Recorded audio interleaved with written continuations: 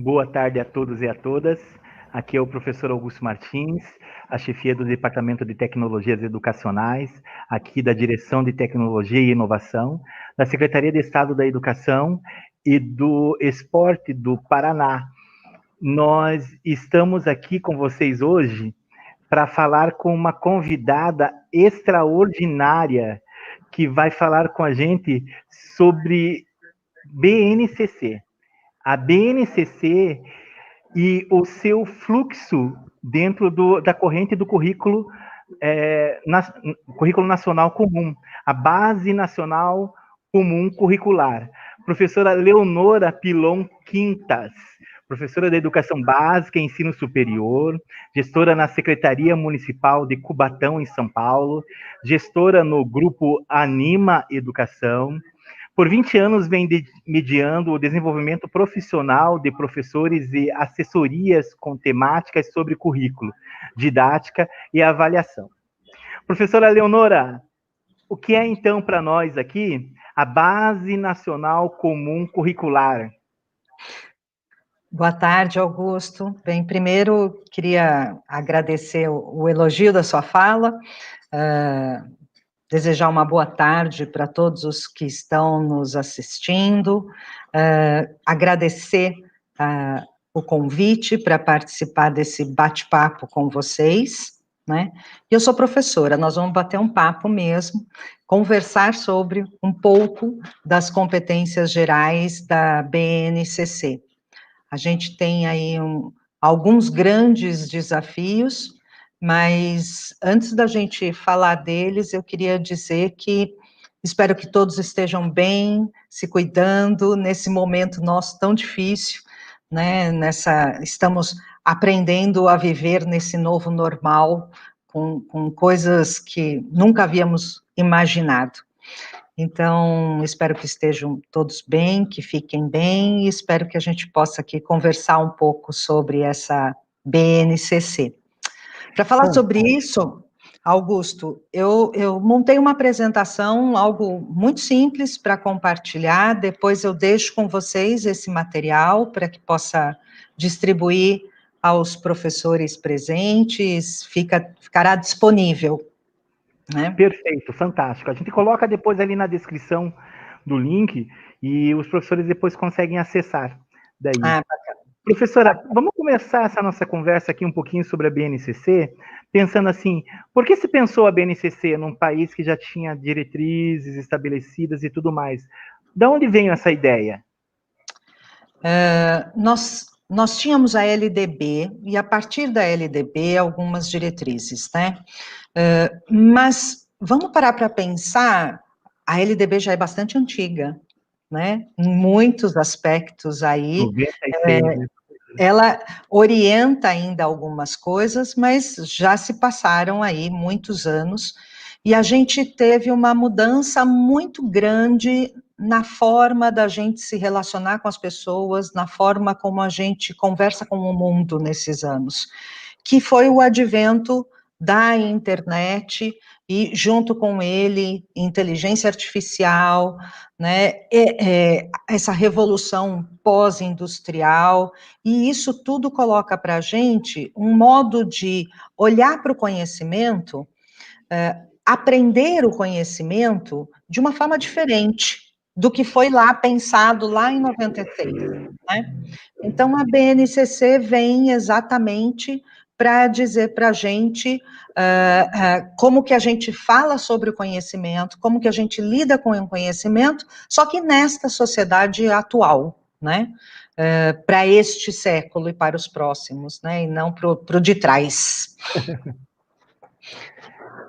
E essa construção foi feita pensando talvez uma construção do saber de forma muito diferenciada do que aquilo que os professores já tinham já dentro do seu planejamento?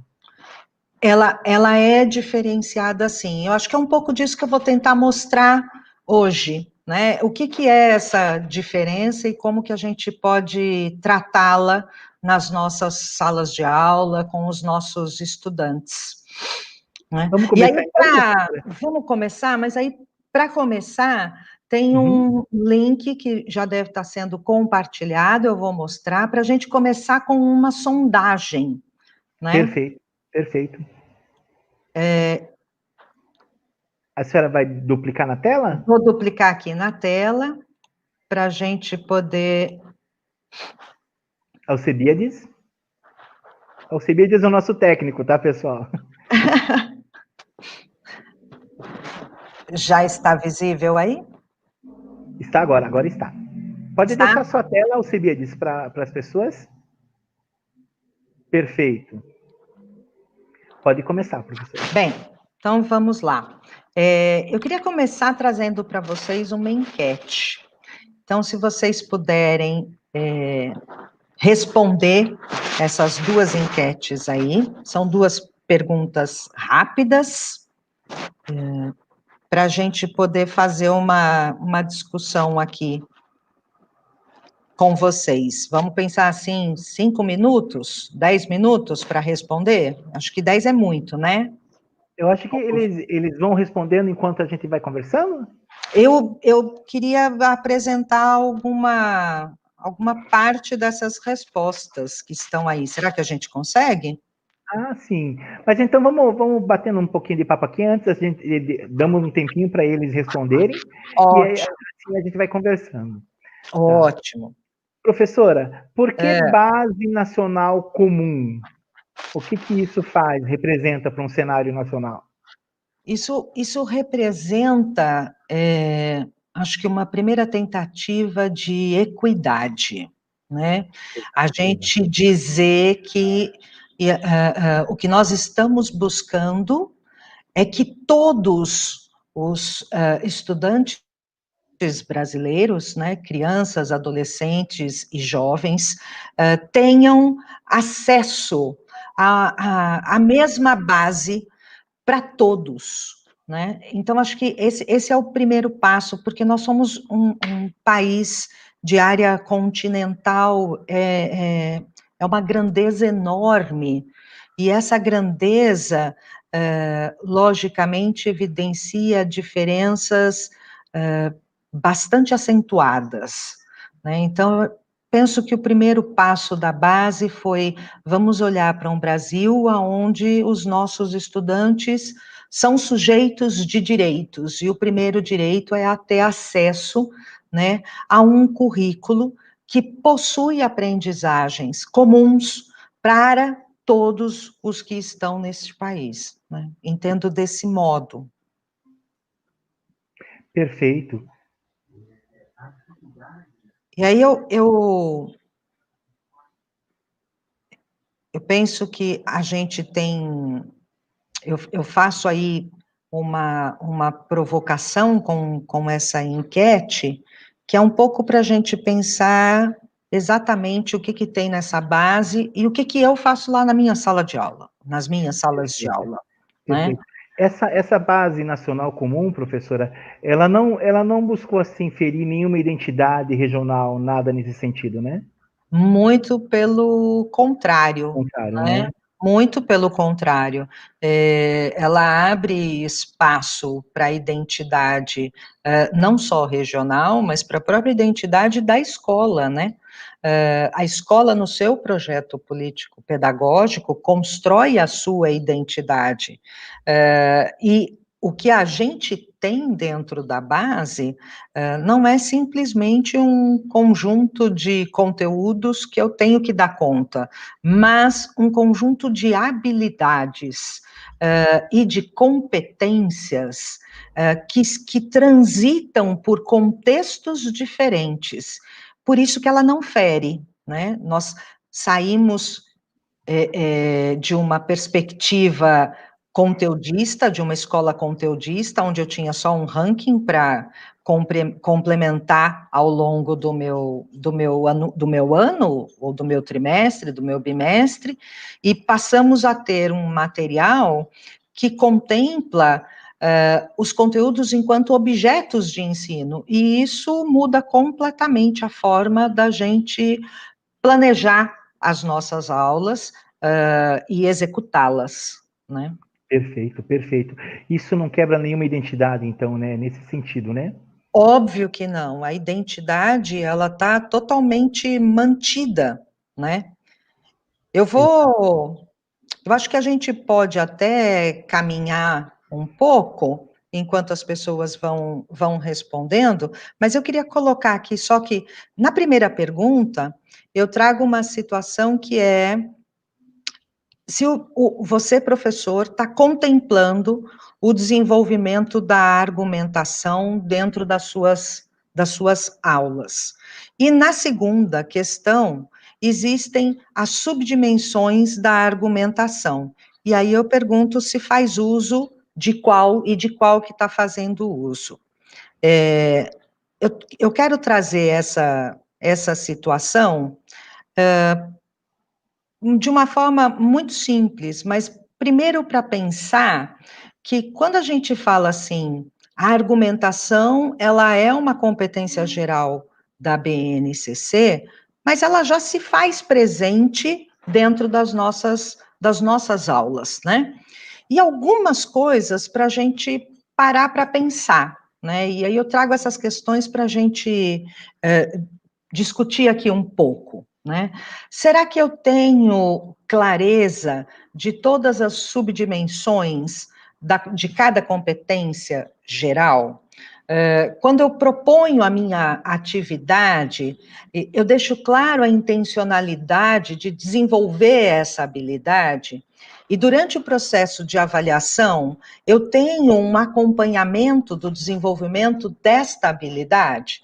Acho que são algumas questões para a gente pensar. E quando a gente olha na perspectiva do estudante, esses objetivos de aprendizagem, eles são compreendidos pelos estudantes? Então, se eu estou trabalhando com subdimensões da argumentação, e aí, no caso, eu estou falando com confronto de ponto de vista, o estudante tem clareza desse objetivo? Os critérios do meu acompanhamento, que estão dentro do processo avaliativo, eles são expostos para o estudante e desde cedo ele já os conhece. Então, são situações que eu trago para a gente parar para pensar se a gente está executando isso desse modo. O que Eu você poderia, acha? professora, eu poderia entender essa parte das subdimensões aí, talvez como uma transdisciplinaridade, uma intertextualidade entre essas disciplinas que estavam ali engavetadas no currículo? Ainda não, não dá para a Ainda não. gente, ainda não dá para a gente Essas ainda pensar. subdimensões, elas entrariam em que sentido, então, professora? Cada dimensão, quando a gente olha lá para a BNCC, eu vou expor aqui para vocês 3 categorias de competências, das competências gerais. Então, a gente tem um grupo de competências que são pessoais, que é o trabalho, o projeto de vida, o autoconhecimento, o autocuidado, a empatia e a cooperação, que envolve também a dimensão do diálogo. Perfeito. Na organização das competências que nós podemos chamar de sociais, a gente tem o repertório cultural, que engloba a dimensão da identidade e da diversidade cultural também, a comunicação, a cultura geral, a cultura digital, que contempla a computação com a programação, o pensamento computacional, a cultura e o mundo digital, a responsabilidade e a cidadania, que envolvem valores, além da responsabilidade da cidadania. Quando a gente olha dentre as 10 competências gerais, nós temos as que nós chamamos de cognitivas, que são aquelas do conhecimento, do pensamento científico, crítico e criativo e da argumentação. Mas essas 3 competências, assim como das demais, elas se desdobram em algumas dimensões. Então, o pensamento científico, crítico e criativo, ele se desdobra em 2 dimensões. Criatividade é uma, pensamento científico e crítico é outra. E a argumentação também tem 2, a argumentação e a consciência global. E como nós temos aqui só 1 hora de bate-papo, eu escolhi trazer exatamente o pensamento crítico e a argumentação para a gente poder explorar um pouco mais essas subdimensões, Augusto. Eu acho que Fantástico. é interessante a gente entender um pouco delas. Fantástico. Nessa construção cognitiva, professora, para o professor que está nos ouvindo lá, desse eixo de conhecimento, pensamento científico, crítico e criativo e da argumentação, o que é que se deixou dessa escola que nós vamos deixar ali no passado um pouquinho? Se deixou muita coisa? Eu acredito que não é deixou. Os conhecimentos, os conteúdos com os quais nós trabalhamos, eles vão continuar dentro da escola, só que eles mudam de lugar. Eles deixam de ser o meu objetivo fim e passam a ser objetivo meio. E potencializamos coisas que antes nós não validávamos, não dávamos tanta importância, né? Perfeito. Então, o pensamento crítico, ele ganha um corpo dentro da BNCC que potencializa todo o trabalho que a gente faz com os conteúdos. A finalidade é essa. E aí eu vou tentar explicar um pouco isso através de habilidades, de coisas mais específicas para a gente poder transitar. Perfeito. Então, quando a gente olha o pensamento científico e crítico, ele tem subdimensões. Dentro dele existe síntese, aplicação de raciocínio e explicação das evidências, desenvolvimento das hipóteses, formulação de perguntas, interpretação de dados, lógica e raciocínio. Isso são subdimensões do pensamento crítico. E nesse aspecto, para cada subdimensão, a gente tem ações diferentes também para contemplar. Então, quando eu olho o desenvolvimento de hipóteses, dentro de desenvolvimento de hipóteses, eu tenho a formulação, eu tenho a explicação da relação que existem entre as variáveis, eu tenho a sustentação do raciocínio de modos diferentes. Eu tenho na avaliação do raciocínio e na explicação das evidências, existe a análise de argumentos, mas existe também o aprimoramento da lógica de investigação. Então, para cada dimensão, nós temos um conjunto de subdimensões e para cada subdimensão nós temos um conjunto de ações. Eu acho que trazer à luz isso nos ajuda a planejar as nossas próprias aulas, né? E entender o que a gente fez. E aí o que a gente tem, um documento muito bacana, ele está disponível na internet e no final da apresentação vai ter o link dele para acesso. É um documento que foi feito pelo movimento Todos pela Educação, junto com o CICEAR, que é um centro de referência de currículo e de redesign nos Estados Unidos.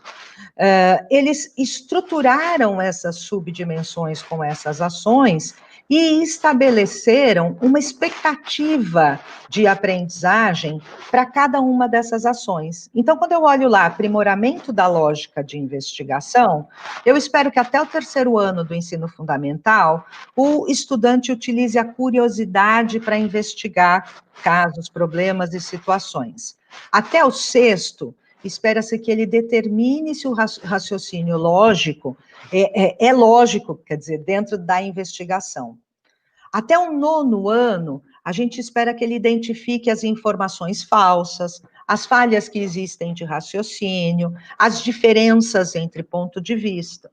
E até o 3º ano do ensino médio, além disso, que ele seja capaz de aprimorar a própria lógica de investigação. Então, veja, nesse documento, a gente encontra uma expectativa que a gente tem de aprendizagem desta ação dentro da subdimensão. Deu para entender isso, Augusto? Ficou Deu claro? sim.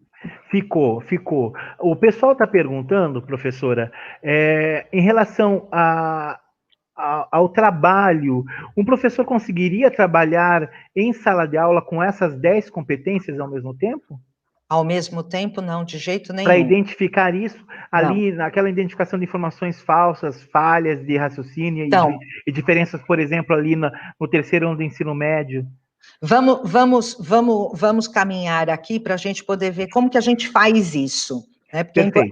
a pergunta do professor é primordial, né? Importantíssima. Então, eu sou professora do 9º ano de matemática, eu estou no meu eixo de probabilidade e estatística, e aí eu entendo que ele diferenciar a informação falsa da verdadeira, perceber as falhas de raciocínio, diferenciar pontos de vista, são evidências que vão potencializar uma habilidade que eu tenho, específica da matemática lá do 9º ano, que é a dele interpretar, analisar gráficos que estão divulgados na mídia, mas que contemplam, e às vezes propositadamente, situações para conduzir a leitura que eles pretendem que seja feita. Então, eu quero uma análise crítica do gráfico que está circulando dentro da mídia. Nesse momento, então, nem se fala, né? Mais do que importante uma habilidade dessa. Então, eu quero que ele perceba que aquele elemento que está lá dentro do gráfico, ele induza um erro de leitura. Mas essa indução ao erro de leitura é proposital. Então, para ele perceber isso, ele precisa diferenciar as informações. E ele precisa também compreender pontos de vistas diferentes. Ele precisa aprender a investigar. Essa situação, então, me coloca assim: o meu objeto de conhecimento é a escala que foi colocada lá no gráfico e que foi colocada daquele modo mesmo, proposital, para que se fizesse aquela leitura. Mas esse é o objeto de conhecimento. O que a gente objetiva não está neste objeto de conhecimento. Ele é instrumento para que ele seja capaz de fazer esta investigação, compreendendo esses pontos de vista diferentes e que conduzem a linhas de raciocínio também diversas. Então, se eu pensar, Augusto, sobre este viés, eu não estou colocando o meu conteúdo para fora. Muito pelo contrário, o que eu estou fazendo é colocando o meu conteúdo a serviço de uma habilidade que ganha um sentido muito maior nos dias de hoje e para esses estudantes que estão conosco, né? Perfeito. Quando a gente pensa desse jeito, então virei aí a professora do 9º ano, eu tenho inúmeras propostas para poder conduzir. E dentre essas inúmeras propostas, eu escolhi uma aqui, que é uma proposta organizada como melhorar. É quando eu quero que ele identifique o problema, mas que ele faça conexões entre aquilo que ele já traz. E para ele perceber aquilo que ele já sabe e diferenciar, a gente trabalha com semelhanças e diferenças desse tipo de problema em outras situações. A gente trabalha com as estratégias que a gente utilizou para resolver esse problema, ou para entender essa ideia, né? Ou para compreender um pouco deste conceito. E a gente vai buscar outras maneiras de fazer a compreensão, ou a solução, ou a análise da ideia, da solução, do problema, do conceito, daquilo que estamos trabalhando.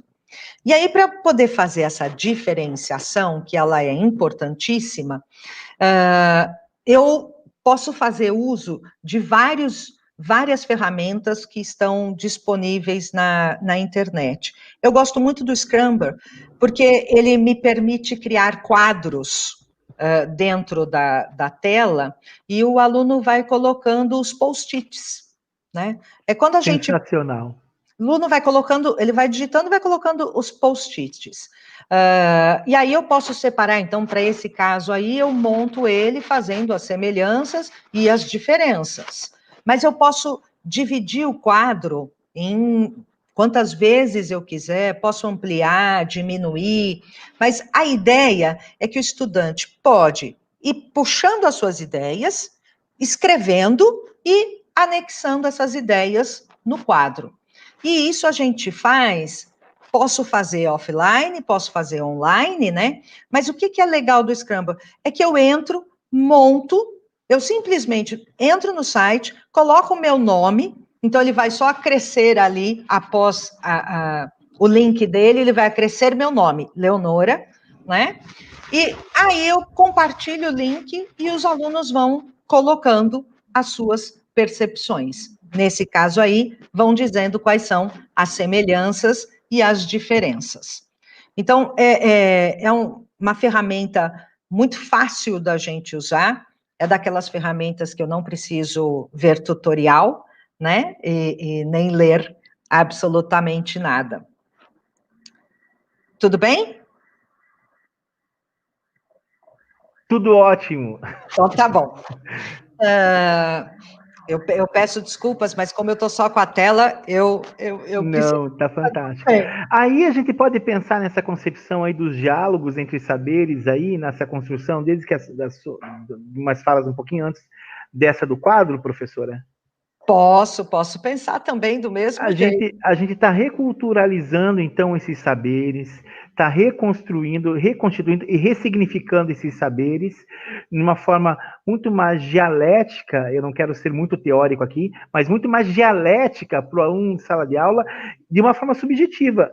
Ele talvez não saiba, então, que ele está pegando todo esse caminho que é científico para chegar a um conhecimento, porque o professor está fazendo isso de uma forma, de uma abordagem um pouquinho mais transparente, um pouquinho mais aceptiva. Seria isso? Mais ou menos isso, Augusto, porque, olha, muitas vezes nós planejamos e executamos coisas nas nossas aulas muito legais, e eu tenho certeza que os professores que estão nos assistindo fazem isso diariamente. Mas o que ocorre é que muitas ideias muito boas acabam não sendo transparentes para os estudantes. Exato. E isso precisa ficar transparente para o estudante. Ele precisa ter clareza do que ele está desenvolvendo. E vou falar assim, eu no auge dos meus cabelos brancos, já fiz muito estrago na vida de muito estudante. A gente não acredita nisso, tá? Eu já fiz muito estrago na vida dos estudantes, já sofreram muito comigo, porque a gente vai aprendendo, né? E eu percebi que no início da minha carreira, eu não dizia para eles o que eles iriam aprender, eu dizia para eles o que eu iria ensinar. E aí, a responsabilidade da aprendizagem estava na mão deles.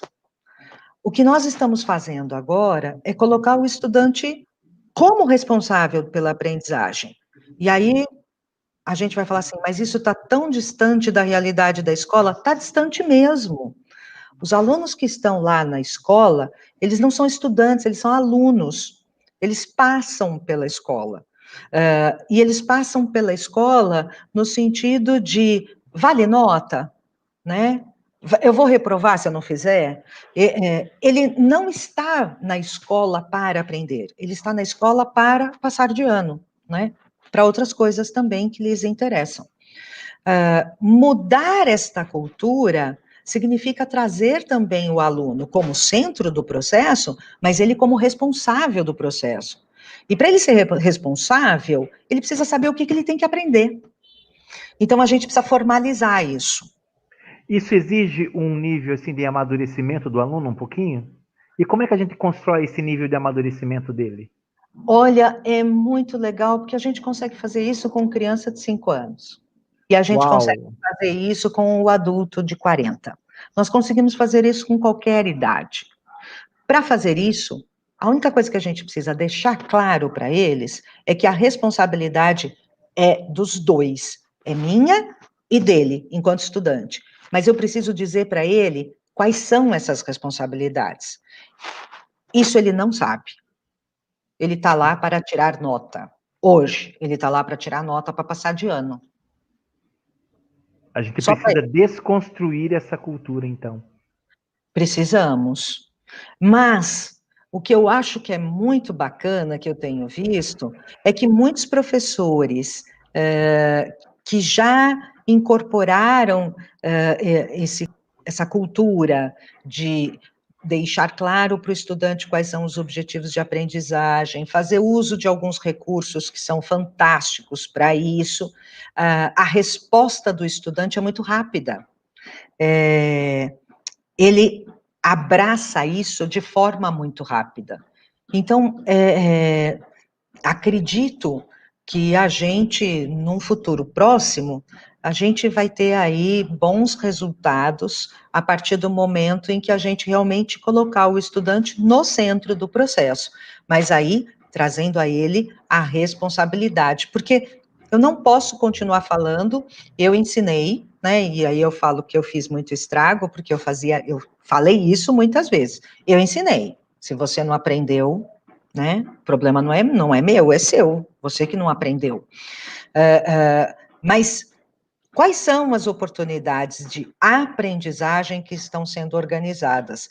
E aí, a BNCC, em especial, as 10 competências gerais, elas corroboram para dar um contexto para a aprendizagem e produzir um sentido muito mais atual, muito mais significativo, para que ele possa realmente assumir esta posição, não é?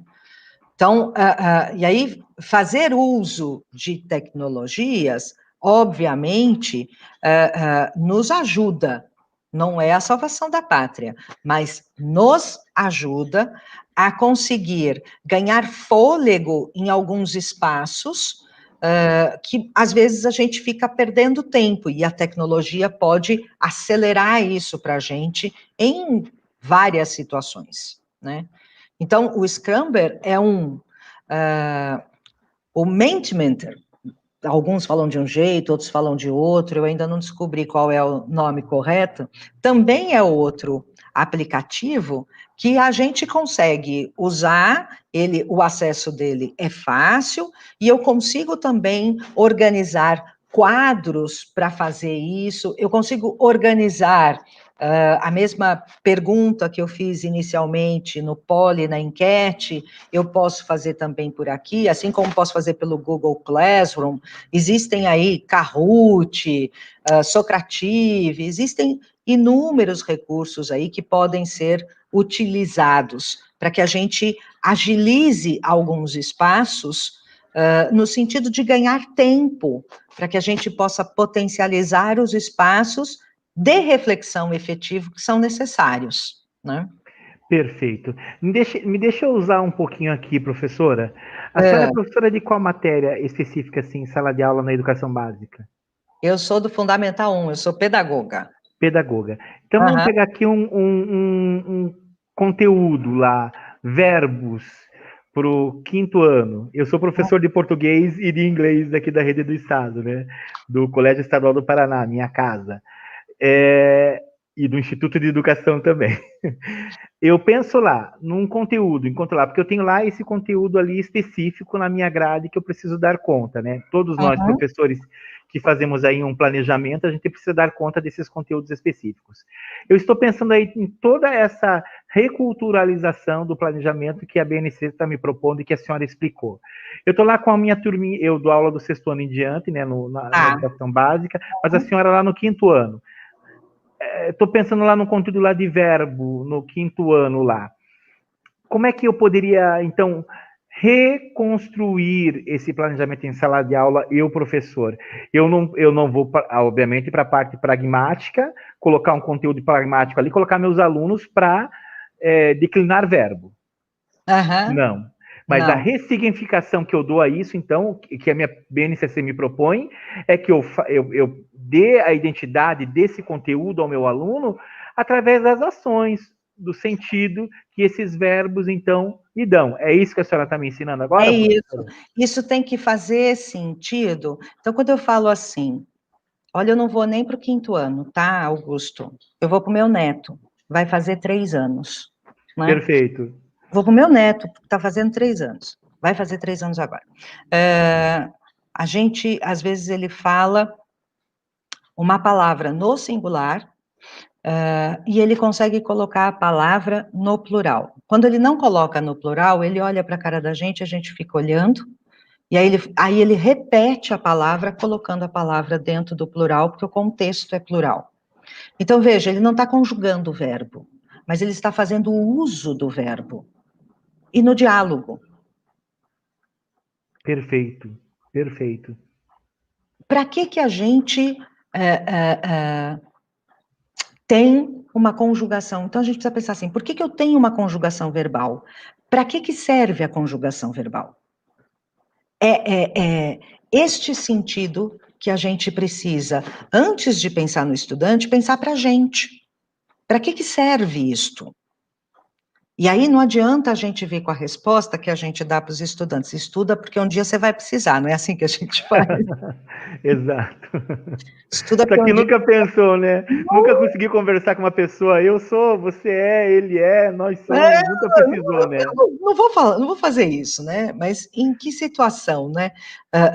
Então, eu acho que a BNCC, as diretrizes curriculares já traziam isso, a própria LDB também já tinha o princípio, mas a BNCC trouxe luz a isso.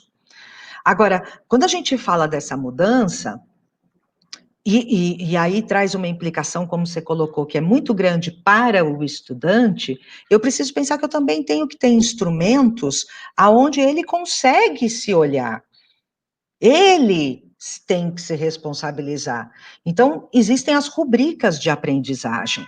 É possível até construir as rubricas dentro do Classroom. Logicamente, aqui eu não vou falar de rubrica, porque ela é um instrumento extremamente rigoroso. Ele é um instrumento que deve ser muito rigoroso e que tem um embasamento teórico aí bastante aprofundado. Mas eu quero só pontuar aqui, deixar a ideia para vocês. A rubrica é o instrumento em que o estudante vai se olhar.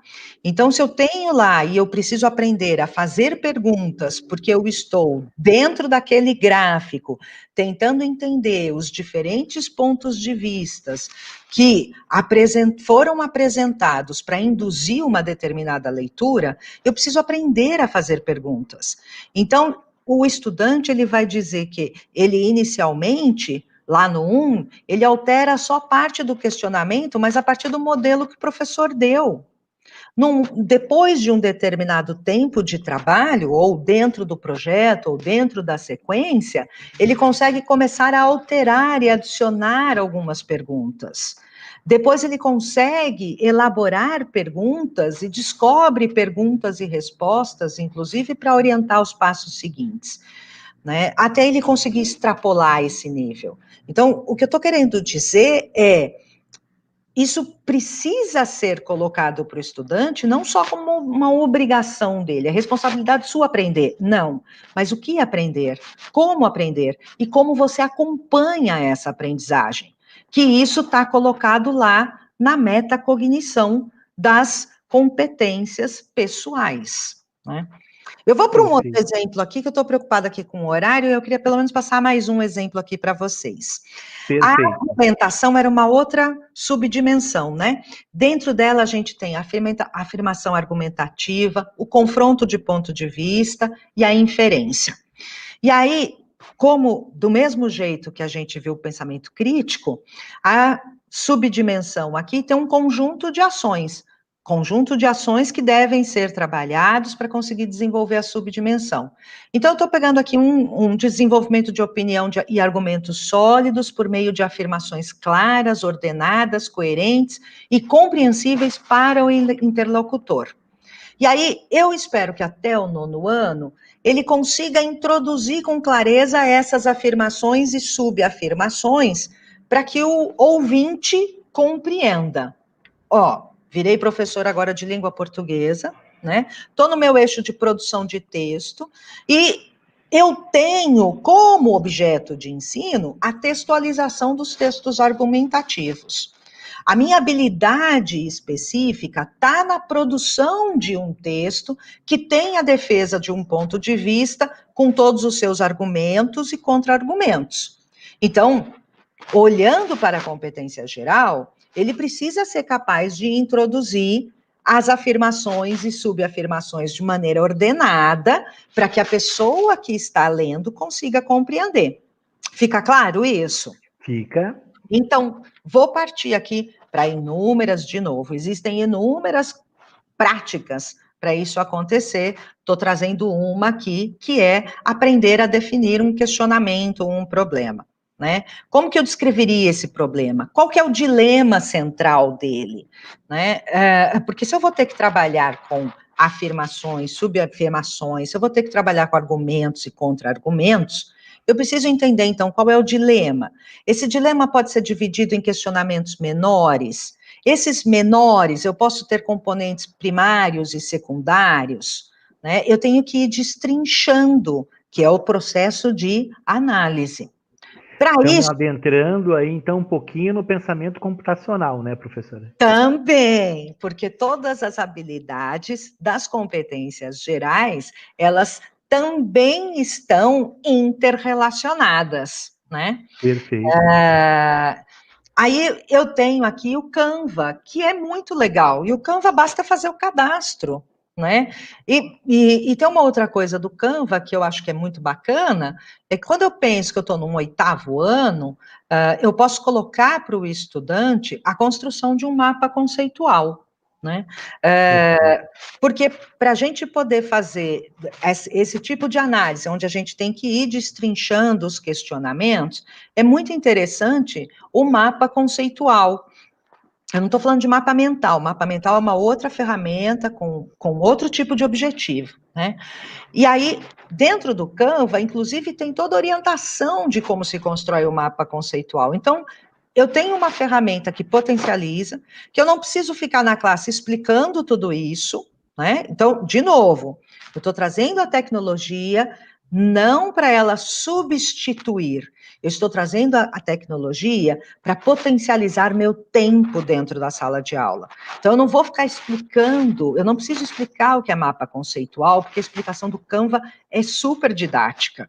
Então, eu posso colocar os alunos por grupos no Canva, e aí eles vão construir o mapa conceitual a partir da ideia, do problema. Aqui eu estou falando de português, mas eu poderia estar falando da leitura de uma obra de arte, eu poderia estar falando do entendimento de determinado acontecimento histórico. São situações diferentes. Extraordinário. Ali em Ai, cima daquilo, é, professora, me permita, a Rosana Soares Margarida Quernida, que está nos assistindo aí, ela faz uma pergunta bem interessante. Ela diz assim, professora Leonora, tem como falar um pouco sobre a flexibilização para alunos com dificuldades de aprendizagem? Como é que eu trabalho isso na inclusão? É um mapa mental, é uma ferramenta tecnológica, mas a realidade desse professor, às vezes lá na escola no interior, é diversificada, não é? Como é que a gente trabalha com isso, então, que mapa conceitual é uma coisa que eu, aqui com meus 18 anos de sala de aula, só trabalhei em universidade, né? Como é que eu trago isso para uma criança, professora? a gente traz isso para uma criança na boa. Traz, eu posso usar? Posso. Eu posso usar com todos, inclusive, a depender do tipo de necessidade que eu tenho, é muito melhor para um estudante ler por meio de um mapa mental do que por um texto. Né? Então, se eu pego determinadas situações de autismo, é mais fácil eu fazer a leitura dele por meio de mapas do que por meio de textos. Então, existem ferramentas e essas necessidades, elas são específicas, que precisam ser atendidas dentro das suas especificidades, das suas individualidades. E aí existem ferramentas que nos apoiam. Então, quando eu estou trazendo a ideia da ferramenta, depende muito do contexto onde eu estou inserido. Então, eu tenho situação que eu posso usar a ferramenta. Ou eu estou numa escola que eu não tenho esse acesso. Ok, se eu não tenho acesso, eu posso também construir um mapa conceitual por meio do WhatsApp, por meio do Facebook. Eu posso construir um mapa conceitual numa roda de conversa. Eu posso construir um mapa conceitual dentro da sala de aula. Então, o propósito mapa conceitual é que é bacana. A ferramenta Exato. precisa ser adequada ao universo onde eu estou inserida. né? Isso quer dizer que não há justificativa para não fazer, né, professora? Pode ser até quadrigiz ali, o professor coletivamente com a turma, isso pode acontecer. Isso, quadro, giz. Aí a gente falava outra coisa feia, não vou repetir, não. Dentro dessa proposta de que eu vou construir um texto, né, com argumentos e contra-argumentos, tem uma proposta de atividade que é legal, que é definir condições para a falha. Trabalhar com os estudantes alternativas, por exemplo, que produziriam um resultado aquém do que foi desejado, né? O que poderia dar errado dentro dessas alternativas? O que eu poderia ter mais chance de sucesso se eu adotasse essa linha para o entendimento do meu interlocutor do texto? Então, é uma organização processual. Eu não estou falando de uma aula, eu estou falando de uma sequência didática, né? Então, ela tem um corpo maior para ser desenvolvido.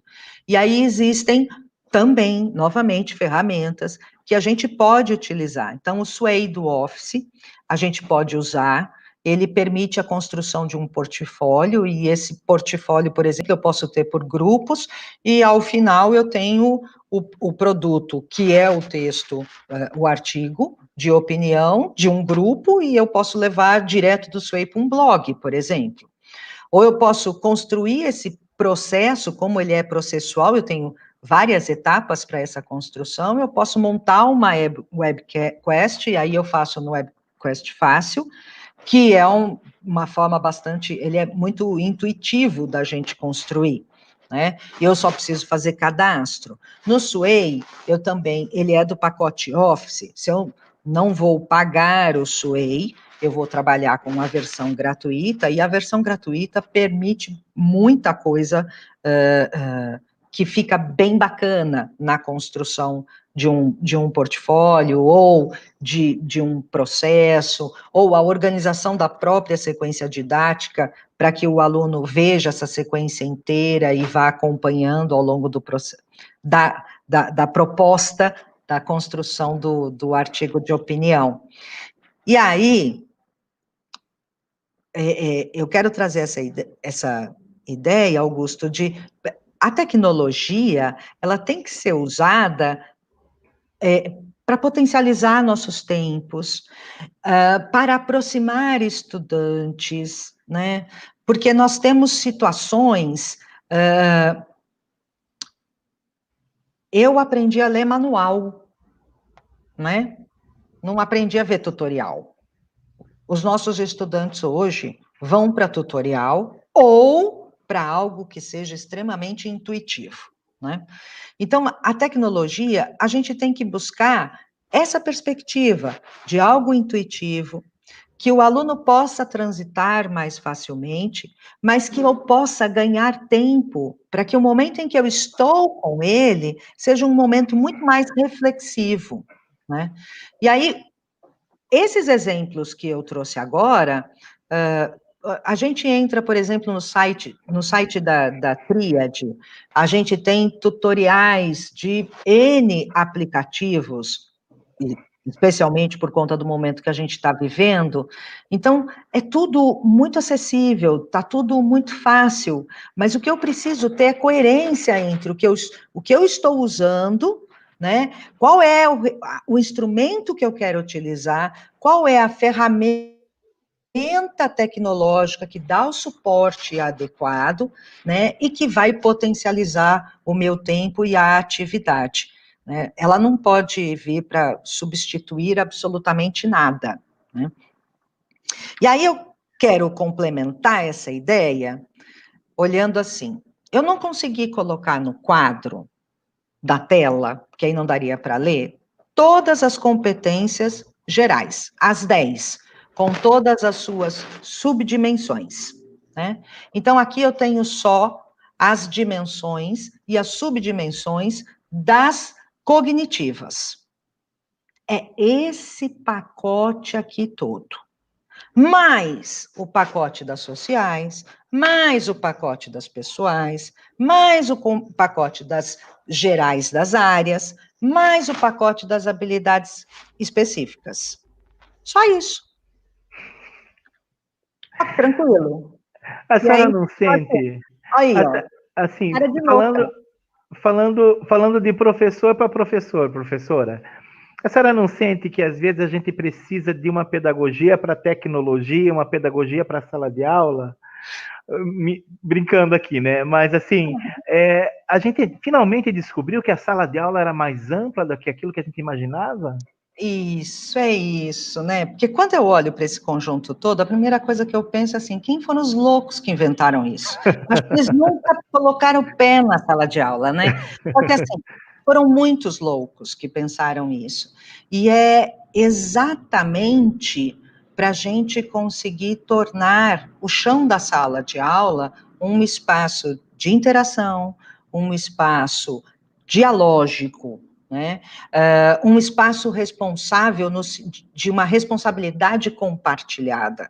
Colocar o aluno como estudante, ele deixa de ser o depósito e ele passa a ser o estudante responsável por aprendizagem, mas aí eu preciso aprender a fazer isso com ele. Nós nunca fizemos isso com ele. Eu aprendi sempre a ser responsável pelo ensino, né? Eu nunca fui responsável pela aprendizagem. Então, eu preciso aprender a ser responsável pela aprendizagem junto com ele.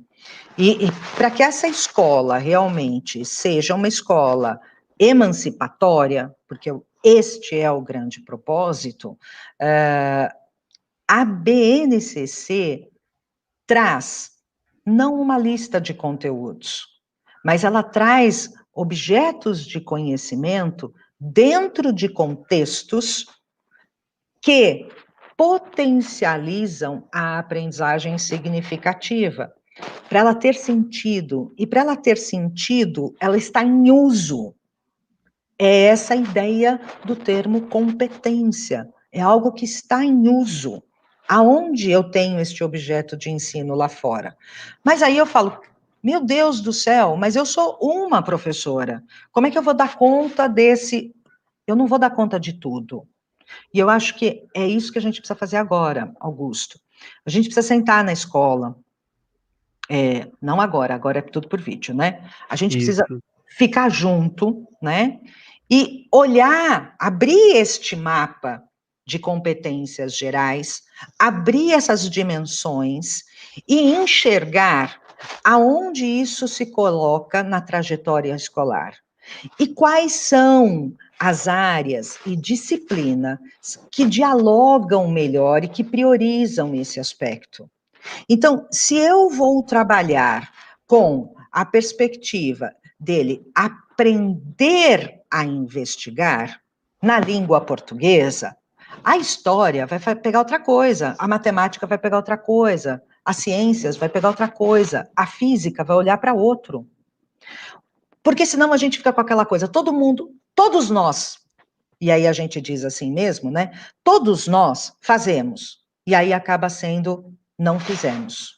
Todos nós somos responsáveis, mas não fizemos. Então a gente precisa aprender a dividir isso. Então eu preciso pegar esse mapa, abrir e falar assim: olha, no 6º ano, matemática vai puxar esta habilidade, ciências vai trabalhar essa, esse vai trabalhar com essa vai trabalhar com essa. Não é todo mundo pegando tudo, vamos dividir isso. Porque a partir do momento em que a gente divide, a gente consegue efetivamente incorporar isso dentro do planejamento, e aí, incorporando dentro do planejamento, a gente consegue fazer isso de uma forma sistematizada. Isso precisa ser formalizado. Formalizado para mim, enquanto professora. Então, o meu objetivo não é só que ele entenda a escala desenhada errada do gráfico. O meu objetivo é que ele consiga entender que esta escala desenhada errada no gráfico é para produzir este tipo de leitura. Então, veja, isso muda completamente o objetivo de aprendizagem. Então, eu preciso ter clareza disso para mim, eu preciso ter clareza disso para o coletivo da escola.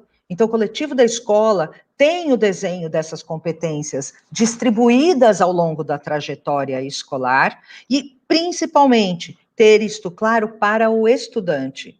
Ele tem que saber que aqui o que está em jogo é ele entender por que a pessoa fez esse tipo de leitura do gráfico.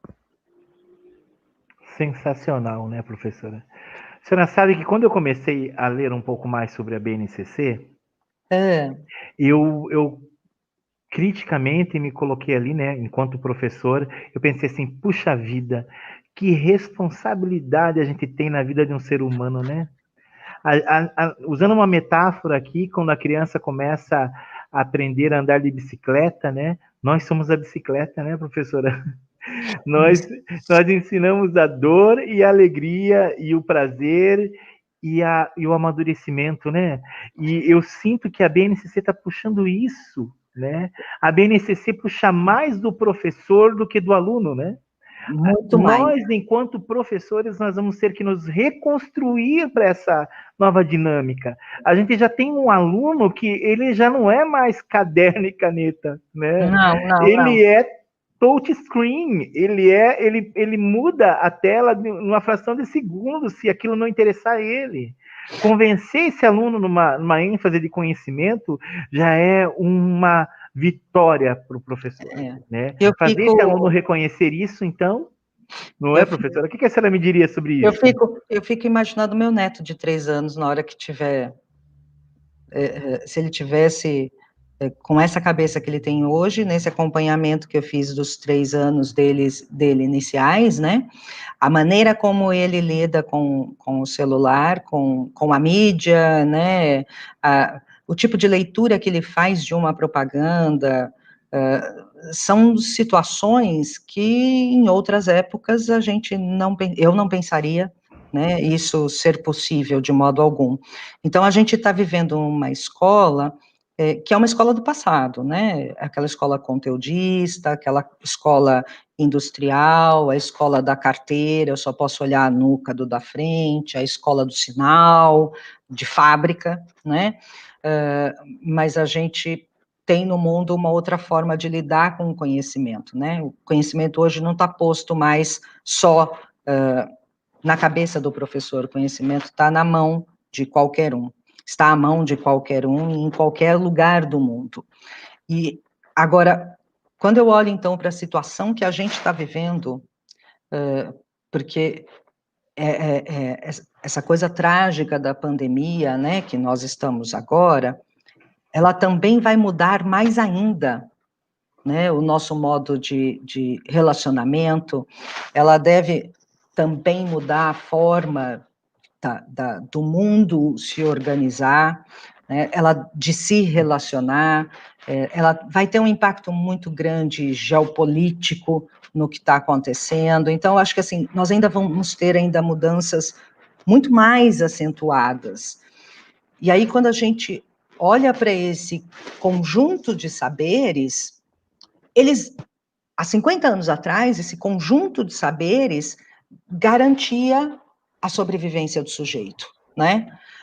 Hoje, esse conjunto de saberes, que são aqueles conteúdos todos com os quais nós trabalhamos, já não garante mais, mas garante a inter-relação que existe entre eles, a capacidade que eu tenho de um olhar mais abrangente, a capacidade que eu tenho de fazer perguntas, né?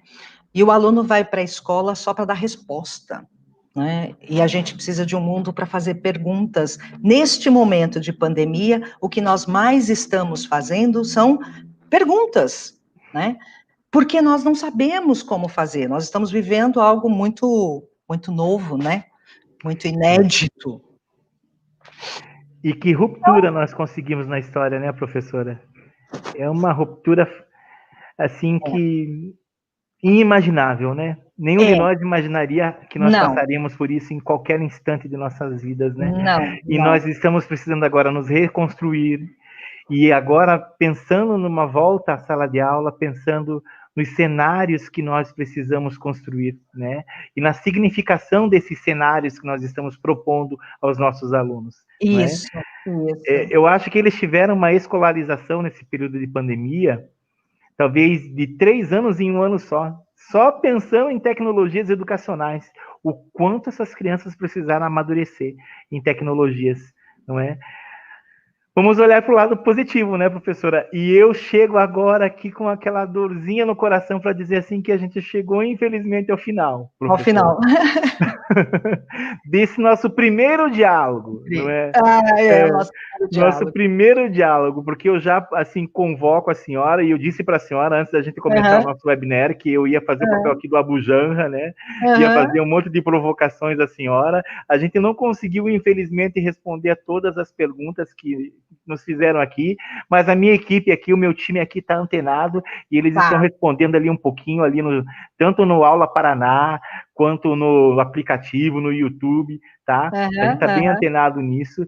Eu peço assim a senhora assim, uma última fala para esse professor agora que está voltando para a sala de aula para tentar construir esse pensamento agora de BNCC para os seus alunos. Eu reitero aquilo que eu falei. Acho que voltando para a sala de aula, né, agora, nesse momento, é o momento de acolhimento, porque os professores foram pessoas incríveis durante esse tempo, eles são heróis, porque da noite para o dia a gente se viu sem o espaço que a gente reconhece como espaço nosso. Aliás, você sabe, professor é triste, né? A gente nasceu dentro da escola, se forma, volta para a escola e a gente está lá naquele espaço como a garantia, né, do domínio, aqui é onde eu domino, e de repente a gente perdeu esse lugar de domínio, né? Então os professores estão de parabéns por tudo que eles vêm fazendo. Eu penso que agora é o momento da gente começar a reorganizar currículo, a repensar este currículo. O que é agora realmente relevante para que o estudante discuta comigo? Não para que ele me ouça, mas para que ele discuta comigo. É o momento de conversar sobre, refletir sobre. E aí você usou o termo, Augusto, que obviamente eu gosto muito, que é o processo dialético, né? Então, esta ideia de, vou trazer um outro, que é o da praxis educativa, que é a ideia da gente agir junto com o aluno, refletir sobre o que a gente está fazendo e reestruturar uma nova ação. A gente vai ter que reinventar esse recomeço, mas a gente nós somos profissionais da educação, somos nós que sabemos, nós que estamos na escola e que sabemos aquilo que precisa ser desenvolvido, mas a gente precisa parar de trabalhar sozinho. Eu não posso fechar a porta da minha sala e fazer o meu trabalho sozinho. Eu preciso aprender a fazer o trabalho coletivo, o trabalho de escola, o trabalho de comunidade escolar, e realmente a comunidade escolar a reassumir o seu papel mesmo, que é o de olhar para a função social da escola, que é de tornar esse espaço um espaço de sujeitos que sejam capazes de fazer a crítica sobre o que está ocorrendo e que eles possam se emancipar das situações, muitas vezes horríveis, né, a qual estão subordinados. Então, é preciso replanejar à luz de um novo olhar que a gente ainda nem sabe qual vai ser, né? Mas é uma nova sociedade que a gente vai ter que desenhar. Olha só, professora, nós da Secretaria de Educação do Estado do Paraná, todos os outros entes que participaram dessa webinar, dentro das outras confederações do Estado, de São Paulo, do Rio, do Porto Alegre, eu estou vendo gente de muitos estados aqui, em muitas Legal. cidades do Rio Grande do Sul, e nós queremos agradecer a sua fala. Muito obrigado pela sua fala, ela foi bastante esclarecedora para nós, e já fica aqui o convite para a senhora voltar numa outra oportunidade para conversar com a gente, tá bom? Muito Feito. obrigado. Muito obrigada, Augusto, muito obrigada a cada um que esteve acompanhando. Tenham cuidado, cuidem-se, né? E que fiquem bem. Obrigado, professora. Alcebiades, Obrigada. com você, Alcebiades.